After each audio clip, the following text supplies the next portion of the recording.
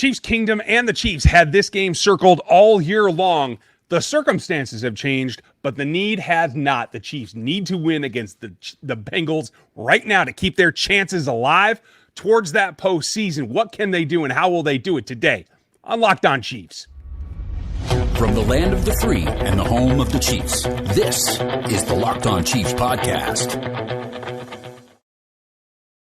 Welcome back, friends and neighbors. It is the Locked On Chiefs podcast, part of the Locked On Podcast Network. That means your team every day for free on every platform, starting here on YouTube, where I would ask you to please like this video, subscribe to the channel, and hit that bell so that you get notifications when they come out. As I'm not going live today, flying solo, but going to give you this release here because this is a critical game, just like we thought it was going to be. It's just the circumstances are a little bit different. I am Ryan Tracy, the founder of Rogue Analytics and Performance Consulting, NFL33.com, where we run down the draft and team building across the league, as well as RGR Football, where you can see all of our film breakdowns and extensive digging into the stats and everything else you need to know for Chiefs Kingdom. This has been a long time coming, and I'm really intrigued by the fact that circumstances have changed, but the bottom line has not. There's no way around it. The Chiefs need to get this win. And coming off of a game that they looked terrible to a division foe, there's no better time to get right than right now. And there are a number of factors going into it. First and foremost is that both teams are down. You're not going to see Joe Burrow. Not exactly the marquee matchup that we had planned back in the beginning of the season. It will be Jake Browning at quarterback for the Cincinnati Bengals. The question will be, who is he throwing to? Little bit on that here in a second. Later, we're going to get to the checklist to get the W and my prediction, as well as the key battles. And we're starting right now with what is the drama that is affecting this game, and that is the injury report. Right now, L'Jarius Sneed has not practiced for the Chiefs for 2 days in a row. Steve Spagnuolo doesn't seem too acutely concerned about that. In his press conference with the media, he was able to just kind of lay out, we don't really need a ton of reps for L'Jarius Sneed. A couple of tidbits from that comment in the rest of his comments are that they feel that there are so many reps for L'Jarius that this is not a crucial thing for him to practice this week necessarily. Much like they were happy to rest him in the preseason, they don't feel like he has to be out there every rep all week long to be prepared for this ball game. So they're going to let him rest. They're going to take it easy on him. I think it will come down to a Saturday designation. We'll see if that's the way that it happens. Could be even a game time decision, but I do think in the end, L'Jarius Sneed is going to end up playing. It's a calf, it's a soft tissue as we understand, and I do believe you're going to continue to work through that through the rest of this week, resting it, therapy, a lot of time spent in the training room should get him ready to play. I feel they're going to need him because on the other side of the ball, things are changing a little bit towards the positive for the Cincinnati Bengals, and that is that their star, Ja'Marr Chase, did practice lightly on Thursday. Now, they're going to have a Friday practice for each team as well. This will be out before then. But the expectation seems to be ramping up towards Ja'Marr Chase playing. He had some choice comments after his practice on Thursday. And it comes down to what I think is a little bit of bravado on the part of Ja'Marr Chase, trying to allay some fears, trying to, down talk the Chiefs secondary in particular. But yet at the same time, he comes back and has comments like, but they know how to take us away. Our top two weapons, they understand how to double us and make us. He didn't use the word ineffective, but I will. The Chiefs have that ability and they have the personnel. The question is, can they accomplish that? Can they double he and T. Higgins together at the same time? I do think that is a possibility. The question becomes can you stop the run as well? And that's going to be a little bit more difficult. There are 0 missing guys on the offensive line. Not that that's a huge boon. We're going to talk about the offensive line matchup coming up in another segment, particularly Orlando Brown, as we had a short discussion and a little bit of ribbing yesterday on the crossover show with Jake from the Locked On Bengals show. If you guys missed that, go back and check that out. It's always a fun time when we get together. We used to do the Locked On NFL show together, so it was a bit of a reunion.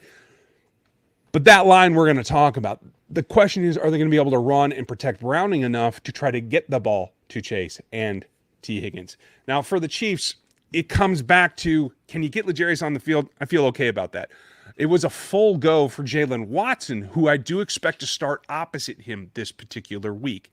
Now, we all know Trent McDuffie's going to line up in the slot quite a bit of the time. We'll see if they choose to change that. Spagnuolo was not very specific about, are we going to choose to travel him if Chase is out there? Or are we just going to do what he called our normal thing and play right and left? That is a distinct possibility. And I think depending on the shape that L'Jarius' calf is in, that may be the symptom. But we know they're going to have safety help. This game is going to come down to what Chamari Connor and Justin Reed and Mike Edwards are going to be able to do. Edwards was able to rejoin the game last week as well. That's important. But we have seen him miss some tackles. We have seen him be a little bit late in recognition being over there. I do think you're going to see some mid-zone type things from Chamari Connor. I don't know you're going to see him a ton high. But if he is playing high, I think it will be over the top of Chase or Higgins. Probably Chase if he goes.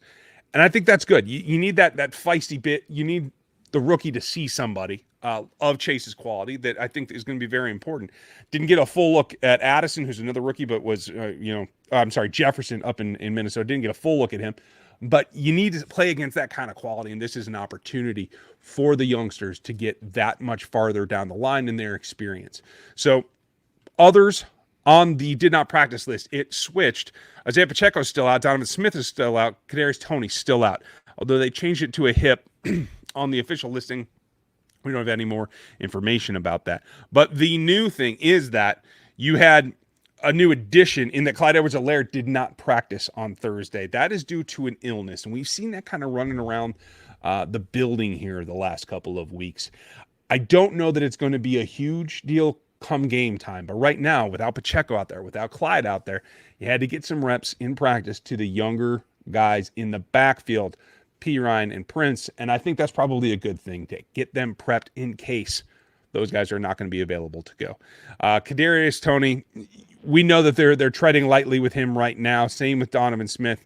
Expect that it is going to be Wanya Morris that gets the start. Mike Edwards back in full. McCole Hardman, full practice yet again. Trent McDuffie full.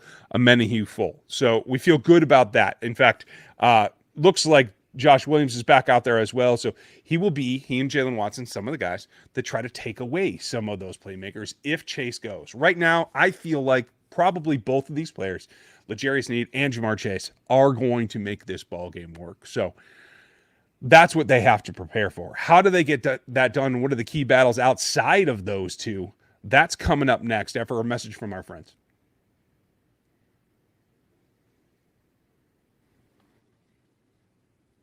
Don't root for your team on an empty stomach. That's what it comes down to, whether it's a timeout, whether it's halftime, or if you're like me and you want to get that pregame meal in before kickoff. This is coming up on one of the last Chiefs games of the year that you can get that sent right there before a home game and be ready to go with DoorDash. It makes life easy, whether it's wings from your favorite stop, whether it's Q39, my personal favorite, Rosati's Pizza, got to get that as well. You can get a lot of help from DoorDash. It makes life super simple, and they have a great deal for you. Now, before the scores of the games go up, you can get in on the action.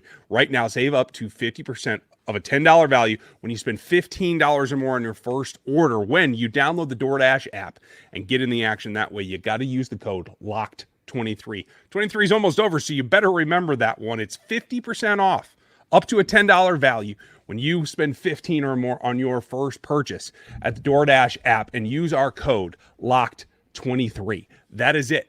Subject to change and conditions do apply. Terms apply, but get in the action at DoorDash.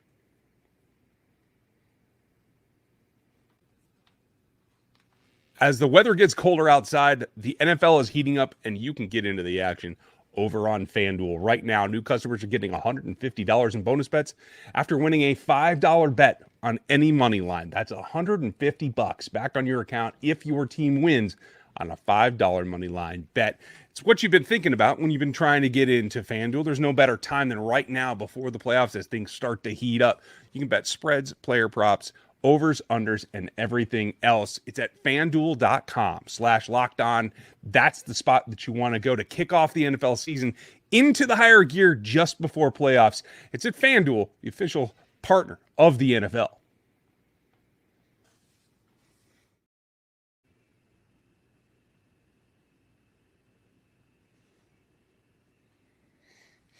Matchups are what this game comes down to every time, and there's a couple of battles that have to be won right now for the Chiefs.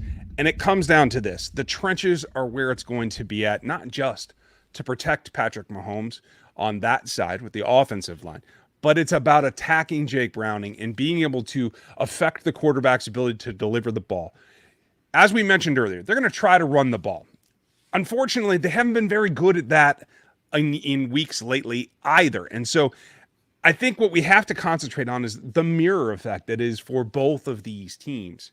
As my colleague Jake pointed out yesterday in the last show, Orlando Brown playing for the Bengals. Maybe there's some animosity there. Maybe there's a get right there. He knows the Chiefs defenders. They also know him. I don't necessarily feel like Orlando Brown has any kind of advantage, especially given the way that he's been playing. Last week against the Steelers, Orlando Brown gave up 6 pressures. His tackle mate, Jonah Williams, gave up 5 pressures, by far the most on their offensive lines, and had the poorest performance, and as you would expect, the poorest grades from Pro Football Focus as well. This tells me that they are ripe to be attacked, and it just comes down to matchups. What can you do to force them into mistakes? And for me, it starts with Williams and George Karlaftis, and George being that relentless kind of pressure rusher that he is, to just stay on Williams. I do think you'll get an overset from times. I do think he can get him leaning out and attack inside. I want to see the spin, the crossover, and the inside shoulder attack that George Karlaftis can bring. I think that will pay off for him against Williams, who did give up a sack as well as 2 hits last week. Now, Orlando gave up 1 sack, but did not give up any other hits. He will get to see Charles Omenihu and Mike Dana and guys that have played against him before. Obviously, Omenihu new to the roster, but Mike Dana knows him very well. The question for me is, after just 4 snaps last week, can the guy that has the best arm length on this pass rushing group, in Felix Anudike, can he come in and just give him something new? Give him a little bit of speed from the outside, set him in a wide 9, and make Orlando move his feet. We know where his weakness is, and that is out wide and getting himself in his motor to get his kick step sorted out. And I think this might be the week that you see Felix play more reps. Now, Menahue's got good arm length as well, and so you can certainly use him. And I do think if you need to go power on power, you put Chris out there for a couple of reps and let Chris Jones attack Orlando Brown, because I do think the quickness advantage there can pay off. But it's a little bit stronger inside. So Omenihu, Chris Jones, Derek Nottie, even Turk Warden, they have to work a little bit harder. I don't see any problem for Chris Jones against Alex Kappa and Ted Karras. I think they're going to have some opportunities there. Cordell Volson, I'm not 100%. It feels like he might just have a little bit more quickness to him, especially in his hands, to maybe not get beat as quickly off the first go. But I do think that Chris Jones is in for a day. It just depends on how they flush and choose to attack the quarterback. And that doesn't mean that the front battle is the only battle. Obviously, with T. Higgins and now what we feel like is Jamar Chase going to be able to be available for this game, that makes the matchups that much more difficult. It does come down to the safeties, because you're going to see bracket coverage on Chase if he's on the field and on Higgins if he's not on the field. And you may see brackets on both of them, to tell you the truth, because outside of those 2 guys, I don't see a ton that should make the Chiefs defense, especially the way that they've been playing, feel too nervous. I think that they're going to have this well in hand, and they're going to choose, I think, to concentrate on pressure. The other good thing about doing that, in understanding you have 4 committed to 2 receiving options, is that you have a floating safety there. You'll have a little bit of room, and you'll have the nickel. And obviously, you're going to send Trent McDuffie on some blitzes. It's really not much of a shock, right? That should be the expectation. But with the volume of linebacker blitzes that Steve Spagnuolo has been sending this season, I think that's another way to really pay off, especially in the B gaps. With the interior 3 of the Bengals mirroring the Chiefs' interior 3 being the more solid part of the offensive line, I do think trying to put a wedge between the tackles and their partners at the guard spots is the best way to go. And I do think that comes down to Nick Bolton and Drew Tranquill. You could see Willie Gay do that a little bit too, but I do think that he needs to get outside and try to play a little bit more in coverage, because as you look at receiving options after Higgins, there is Drew Sample. He's going to get a couple of targets, had a decent day out, 3 for 3 and 38 last week. There's the newcomer, Irwin, who I have not watched a ton. Take a look out for him. And then there's Boyd. There are enough trios there, and I think you're going to see some mixed zone in the linebacker group so that you can do some replacement blitzes in particular to try to get after Jake Browning. Now, that's all predicated on what has to come first for the Chiefs defense, and that is this: stop that run.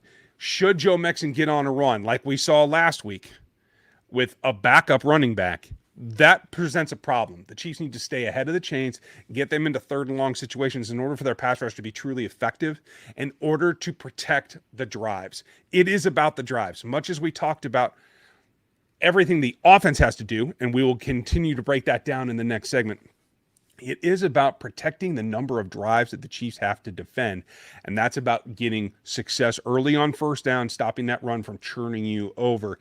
I think the Raiders game, as heartbreaking and bitter as it was, I do think sets them up to be better against the run against the Bengals, and that is one of the things that they have to battle through and get done. On the offensive side, you have to win your tackle matchups. The pass rush for the Cincinnati Bengals is going to be paramount.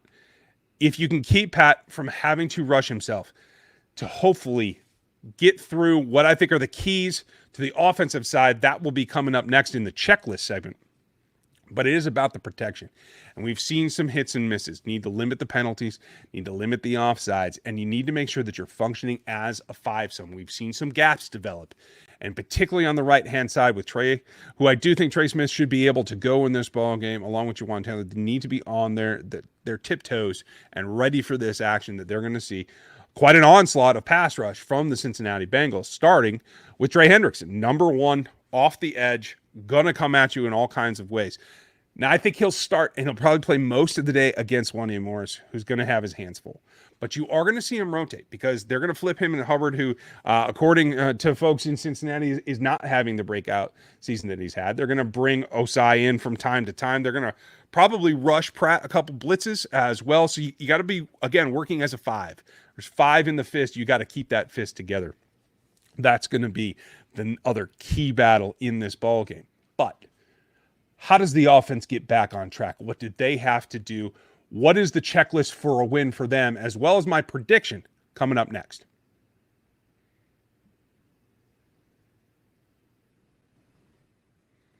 When you're hiring for your small business, you want to make sure you have as many top-tier candidates as possible when you go to interview. That's why you have to check out LinkedIn Jobs. They have the tools to help you find the right professionals for every role that you might have for your team faster and for free.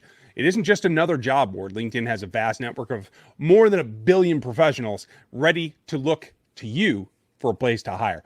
It makes life easy. They have tools. They have everything you need. And every small business, up to 86% of small businesses, see the qualified candidate within 24 hours.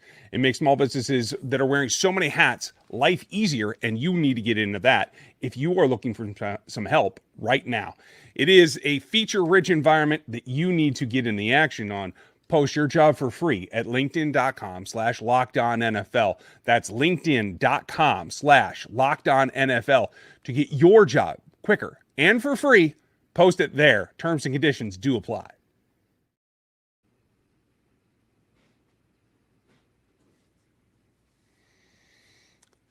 The Chiefs offense has to rebound. That is the theme here on Locked On Chiefs, part of Locked On Podcast Network. That's your team every day. Make sure you hit Spotify as well as the Apple feed to get the audio side of this show if you're not watching on YouTube. And make sure that you hit the text line at 816-357-8781. Coming up later, you can get on, and I will redirect you to our Locked On Sports Today show, which is a 24-hour feed. Very unique. First time it's been done. You get all kinds of Locked On shows on a 24/7 feed that you can tune into right after this. The checklist for the Kansas City Chiefs. It doesn't matter if it's Isaiah Pacheco. It doesn't matter if it's Clyde Edwards-Helaire, LaMichael Pirine, even Deneric Prince. You have to be able to run the ball. You have to play the physicality that you've been missing in recent weeks and double down on what you're doing. in order to protect the drives. It is about the number of possessions that this Chiefs team can roll through. It's about keeping Patrick from having to throw 44 passes again in a desperate attempt to move the ball. You have to be able to grind out 4 yards a carry. That is the bottom line. This team has it in them. And I think in the middle, without the expectation that DJ Reader is going to be available for the Cincinnati Bengals, I think there is some room to run inside. They were not particularly successful at inside zone last week. That is their bread and butter of their inside run game. So I do think they have to go to a more power look. At RGR, we feel like duo is a pretty good pattern to just run until it breaks. That is still there. But I will also add on, if you're going to run inside zone, you got to run it out of counter. I think you got to run counter power. And I'd like to see them use some 2 tight end sets and bring in some wham blocking from Noah Gray. Use the tight ends a little bit more. It was successful a couple weeks ago with Travis Kelce. I don't want to see Travis get beat up, but I think you can get Noah Gray in the action that way and have him be productive in the run game inside and allowing some of those trap blocks to come through. If you can run the ball efficiently, it will take it off of Patrick Mahomes' shoulders and allow him to be more the surgeon than the hero that he has been trying to be most of the season. What that also equates to is something that we don't see a ton of, in that I want to see true play action from Patrick Mahomes. True arm extended fake handoffs with actual play action. He can turn his back to the defense if he has to. I'm perfectly fine with that. I trust him to get the ball out. But that will help loosen up what he needs to do next, and that is identify the inside threats. There are a couple of guys in particular that I do feel you need to attack. Mike Hilton's been playing a lot of slot corner lately. He is one of the guys that I think you can come down and attack. The right corner, Chidobe Awuzie, nearly lost the ball game for him against the Steelers last week. He even took it on his shoulders. I think both of them need to be attacked in ways that they're not prepared for. The Chiefs don't run enough slants. They don't run enough in-breaking routes on time for Patrick to get the ball out, and that has to change this week, whether it's from play action or whether it's straight dropbacks.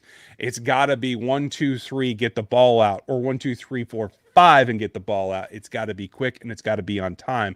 The in-breakers are the way that I think you're going to attack the zones that I expect them to see. Now, their defense coordinator Amarillo might change that up. If you get man, certainly take your shot. I think that's completely worth it. But in attacking Awuzie in particular, I think you can get some action for Rashee Rice that doesn't require the screen. We saw 18 of the 44 pass attempts go behind the line of scrimmage last week, and that cannot happen any longer. It has to be down the field. It has to be a vertical attack against the zones. You cannot sit back and wait for them. The Raiders picked it out. The Bengals are a better defense. So they have to figure this out, and that means attacking in the 6, 8, 12-yard range with all kinds of slicing routes against what I expect to be primarily too high in the Bengals defense. But you are going to see some rotation to 3. You're going to see some single high in man as well. And when you get that, you have to hit the home run.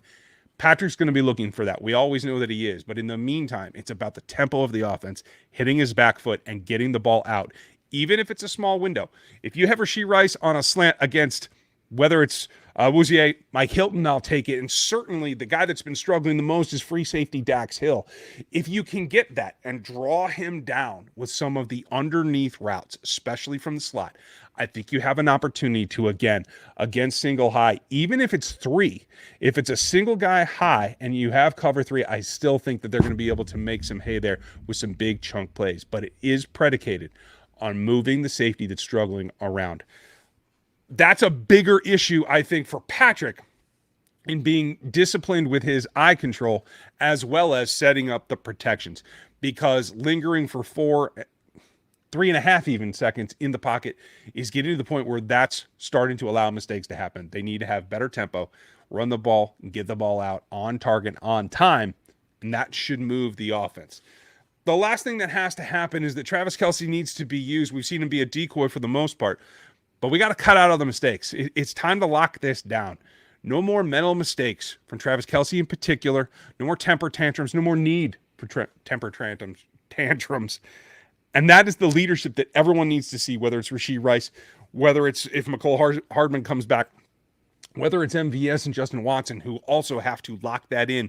But Travis Kelce stirs the drink, runs the show, leads the way when it comes to the Chiefs passing attack. And they have to get that back on track. I don't think he's 100%. I don't think Patrick Mahomes is 100%, to be honest. They have to make it work. And the balance with the run game will allow that. That's the way I see this game having to go to get a win, and I think that they can. Is it back and forth? Is it maybe ugly? Yes, I certainly think it is, but I think the Chiefs are going to prevail in a game that might have been this close before, but it certainly has to be this close now given the way the teams are performing. It's not the marquee matchup that we thought we would have when the season started, but it is still an incredibly important game. It keeps the Bengals alive should they win, and it keeps the Chiefs in the hunt for one of the top seeds if they can get this win, and I do think that they can. I think the Chiefs win this one 24-20, going away and ready to go on and finish the season. I think that's important for the psychology of this roster. I think it's important for their confidence as well. Let me know what you think. What do you think is going to happen? Put your comments down below. I appreciate you guys hanging out with me on a Friday. This is Locked On Chiefs, part of the Locked On Podcast Network, your team every single day on every platform for free around the world and everywhere. Check out the Locked On Sports Today feed. I think you're going to dig it, and you'll see some of me and some of Chris. Chris will be back later, and I am going to just lock this down in the meantime. Thank you for all of your time and support. We very much appreciate you. This is coming down to the end of the regular season, and we have to get prepared for what comes next. A lot more for you. We'll be live post-game, as we always are. Don't forget it.